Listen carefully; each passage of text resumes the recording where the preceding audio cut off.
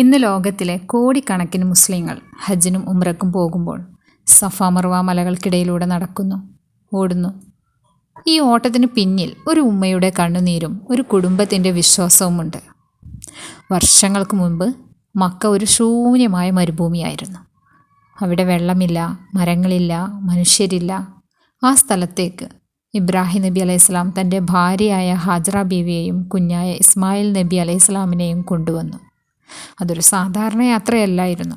അള്ളാഹുവിൻ്റെ കൽപ്പന അനുസരിച്ചാണ് അവരവിടെ കൊണ്ടുവന്നത്. അങ്ങനെ ഇബ്രാഹിം നബി അലൈഹിസ്ലാം ഹജറ ബീവിയെയും കുഞ്ഞിനെയും ആ മരുഭൂമിയിൽ വിട്ടുകൊണ്ട് തിരിച്ചു നടക്കുകയാണ്. അപ്പോൾ ഹജറ ബീവിക്ക് ആകെ ഭയമുണ്ട്. ഒരൊറ്റ മനുഷ്യൻ പോലും ആ ഒരു മരുഭൂമിയിൽ കാണാനില്ല. ഒരു തുള്ളി വെള്ളം പോലും അവിടെ ഇവിടെയും അവൾക്ക് കാണാൻ കഴിഞ്ഞില്ല.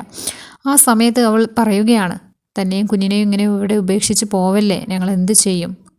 അപ്പോൾ ആ സമയമാണ് നമ്മുടെ ഇബ്രാഹിം നബി അലൈഹി സ്വലാം പറയുന്നത്, ഇത് അള്ളാഹുവിൻ്റെ കൽപ്പനയാണ്. അത് കേട്ടതും ഹജറ ബീവിക്ക് സമാധാനമായി, സന്തോഷമായി. എന്തെന്ന് വെച്ചാൽ അള്ളാഹുവിൻ്റെ കൽപ്പനയാണെങ്കിൽ തങ്ങളെ സംരക്ഷിക്കാൻ അള്ളാഹു എന്തെങ്കിലും ഒരു മാർഗം കണ്ടെത്തുമെന്നും ഞങ്ങൾക്ക് അള്ളാഹുവിൽ നിന്നുള്ള കരുണ ലഭിക്കുമെന്ന് ഹജറ ബീവിക്ക് ഉറപ്പുണ്ടായിരുന്നു. അത് കേട്ടതും അവൾക്ക് സമാധാനമായി, അതിൽ വിശ്വാസമായി. ദിവസങ്ങൾ അങ്ങനെ കടന്നുപോയി. കയ്യിലുണ്ടായിരുന്ന ഭക്ഷണവും വെള്ളവും തീരാറായി. അങ്ങനെ ഒരു ദിവസം കയ്യിലുണ്ടായിരുന്ന വെള്ളം തീർന്നു. മരുഭൂമിയിലാണെങ്കിൽ ചൂട് കൂടിക്കൊണ്ടിരുന്നു. കുഞ്ഞായ ഇസ്മായിൽ നബി അലൈഹിസ്സലാം ദാഹം കൊണ്ട് കരയാൻ തുടങ്ങി. സ്വന്തം കുഞ്ഞിൻ്റെ കരച്ചിൽ കേൾക്കുന്നതിനും വലിയൊരു വേദന ഒരു ഉമ്മക്ക് വേറെയില്ലല്ലോ. ഹാജറ ബീവി വെള്ളം തേടി ഓടി. അവൾ ആ മരുഭൂമിയിലാകെ അലഞ്ഞു.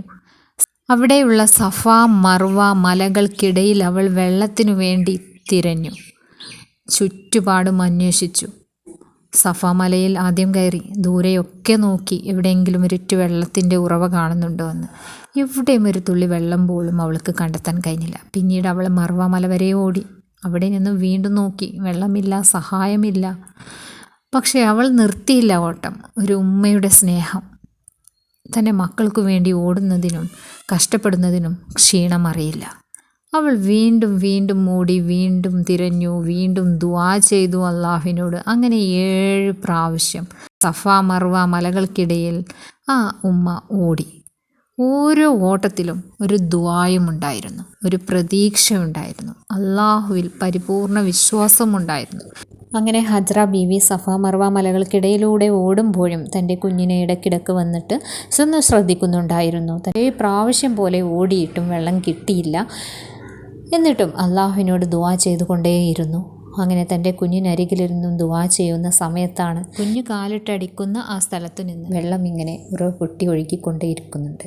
ഇത് കണ്ട് ഹാജറ ബീവി അള്ളാഹുവിന് സ്തുതി പറഞ്ഞുകൊണ്ട് ആ വെള്ളത്തിനോട്, ആ ഒഴുകുന്ന വെള്ളത്തിനോട് പറയുകയാണ്, സംസം സംസം, അതായത് അവിടെ നിൽക്കൂ നിൽക്കൂ. എന്നിട്ട് ഹാജറ ബീവി ആ വെള്ളത്തിനെ തടഞ്ഞു നിർത്താൻ അവിടെ ശ്രമിക്കുകയും കുഞ്ഞിന് വേണ്ടുവോളം വെള്ളം കൊടുക്കുകയും ചെയ്തു. ഇന്നും കോടിക്കണക്കിന് മുസ്ലിങ്ങൾ ഹജ്ജിലും ഉംറയിലും സഫ മർവ മലകൾക്കിടയിലൂടെ നടക്കുന്നു. കാരണം അള്ളാഹു ഒരു ഉമ്മയുടെ ഓട്ടത്തെ ഇബാദത്തിൻ്റെ ഭാഗമാക്കി മാറ്റി. ഈ കഥ നമ്മളെ പഠിപ്പിക്കുന്നത്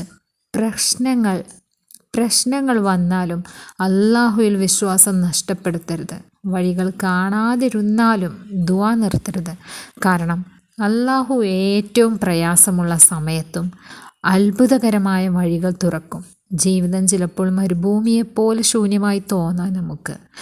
പക്ഷേ ഹാജറ ബീവിയുടെ കഥ നമ്മളോട് പറയുന്നത് ഈ ഒരൊറ്റ കാര്യമാണ്, അള്ളാഹു ഒരിക്കലും തൻ്റെ അടിമകളെ കൈവിടില്ല എന്ന്.